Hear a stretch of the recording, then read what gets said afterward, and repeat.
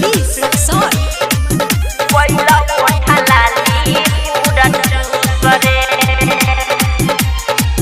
काले रहे दिने दोपहर बोले सैया के मनो न भार काले रहे दिने दोपहर बोले सैया के मनो न भार खाली लहके में चलाऊ घूस सखी रे सखी उ बात हम कैसे के रखी गइला ओठा लाली पूरा चूस रे सखी उ बात हम कैसे के रखी गइला ओठा लाली पूरा चूस रे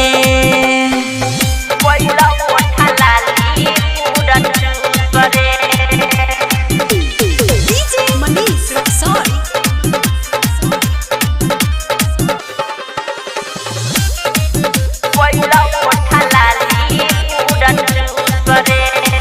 लागे हमके बहुते डर कोइनी हम जीते पसारे काटल लखगलवा हमर चढ़ कोइल प्यार के असर लागे हमके बहुते डर कोइनी हम जीते पसारे काटल लखगलवा हमर चढ़ कोइल प्यार के असर जब से गवना करके हम आईनी माई हम बहुत चिलैनी कि तू लेवेला रहे न खुश रे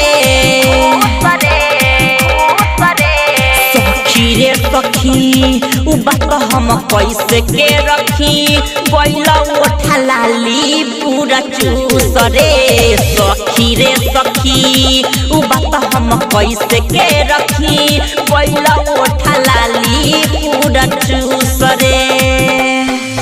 गइला ओठा लाली पूरा चूस रे DJ Manish Rexon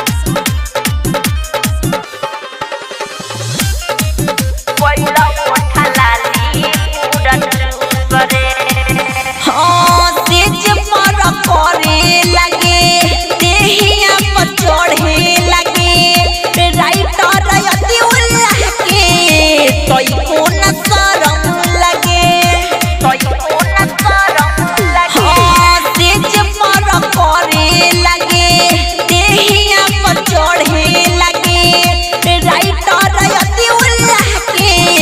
तोई को न शरम लगे निकर रहे निके सैया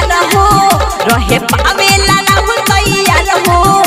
पियावेला आम के जूस रे सखी रे सखी उ बात हम कैसे के रखी गइला ओठा लाली पूरा चूस रे सखी उ बात हम कैसे के रखी गइला